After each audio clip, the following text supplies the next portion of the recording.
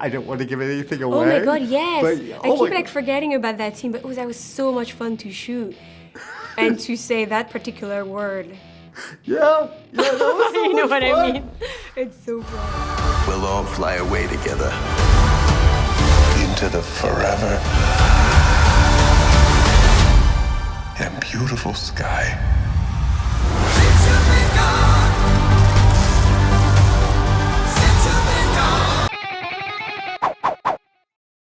I loved what you got to do in this film. I feel like James really took it in a kind of a dark personal direction. What was your kind of going in? How did you approach this particular tale, this particular story? I mean, you know, I think it's beautiful what Mantis represents, you know. She, by being an empath, you know, and by the link that she has like with each guardian, you know, she's kind of like the glue that keeps the guardians together in some way, you know. And she cares for them, and she worries, and yeah, it was beautiful to shoot. Well, it's just funny watching it too, because this is a dark film. Yeah. There's a lot of very emotional. It's very deep, and there's like also like every character goes through a lot of trauma, and yeah, it's very deep. What is it about James Gunn? Because this is, you know, obviously it's been nice to see him stick with these films, and he's always been the vision behind it. How do you feel he's grown with you as a director? Oh, it's so easy to work with him. He's so prepared. He has such a beautiful vision. He's so we rehearse, we talk about the characters, and then the script is so good, you know, and he chooses the music, he writes it into the script, so you're like already like imagining the movie by listening to the playlist that he sent us, you know, so it's just everything feels easy and comes pretty naturally, you know. How early do you get the playlist? He sent us a playlist on, I mean, you know, on our phone. Oh wow! Well, yeah, because this is a great soundtrack. So he sent us the mixtape, you know, for volume 3. So we had it when we were shooting the movie, so we could listen to it. And sometimes when we shot the scenes, he would just like play the music on set, you know. Oh my gosh, yeah, because this one is especially the Florence and the Machine moment is just golden. It's beautiful. Golden. What about these the perfect co-stars? You guys just gel. This is it's effortless to watch. How is that? I mean, what's that been like? Working with Chris, working with all these amazing Oh my god, guys? they're so amazing to work with, you know. We love each other. Everyone is so professional and prepared and funny, and it's just we have a blast, you know. And the characters are so unique, each of them, and the script is so good that it's just easy, you know. Yeah. How much? I know that, you know, this is a big world, and it's going to continue. Marvel is a big company. Where do you see Mantis going? I have no clue how to answer this question. I don't know. We'll see. I love playing this character, but for me, it's always connected with James, you know. So I don't know what's gonna happen, to be honest with you. Yeah, it's a. But sometimes I dream of, you know, like seeing a baby Mantis. It would be so cute.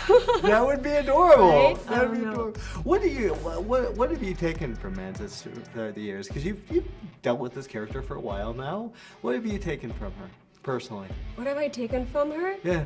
I don't know. I just have so much fun playing the character and get to be weird and just like playing with my co-stars, you know, and bringing, you know, emotion, comedy. It's like so fun to play with like all these layers of, you know, of the character. Yeah. Well, I love the fact that like some of the moments in this film, especially, are just I love the way you are gelling, especially with Dave Bautista. It's just such a.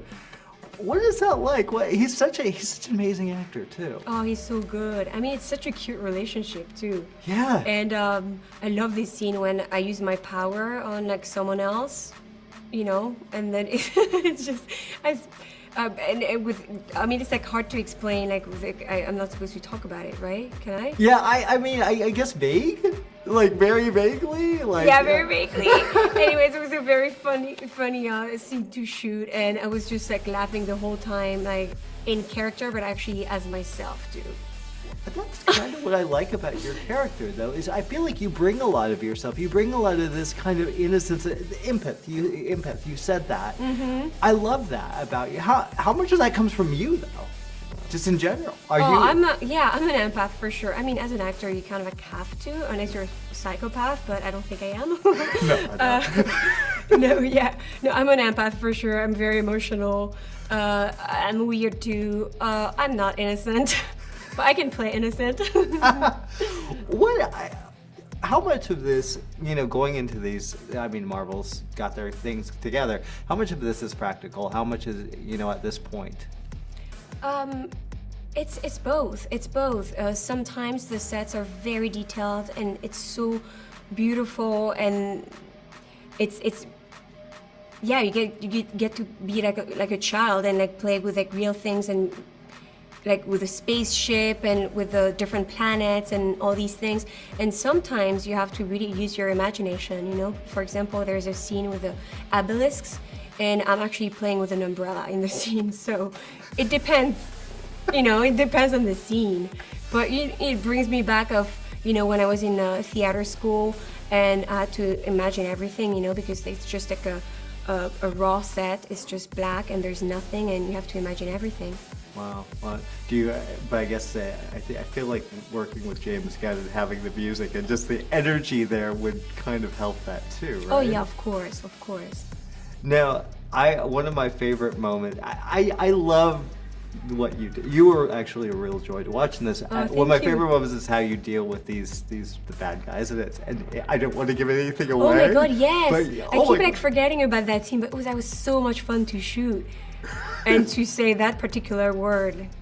Yeah, that was so You know much what fun. I mean? It's so fun. Yeah. Well, what's next for you? What? What's next for you after this? The big press tour of this. What's next for you after this? A lot of things actually. I'm gonna have to promote Mission Impossible: Dead Reckoning Part 1. So yeah. You're there's having that. a good year? Yeah, it's pretty good. It's cool. Yeah. What are you most excited about that? Like, about people saying with that? For me, it's just like being able to explore such different kind of characters, and the diversity of the characters, like how, I can play, a character more innocent and a character more like a villain, so it's like really fun to get to do different things, Well, you're terrific. It was a pleasure talking to you. Thank you. Thanks.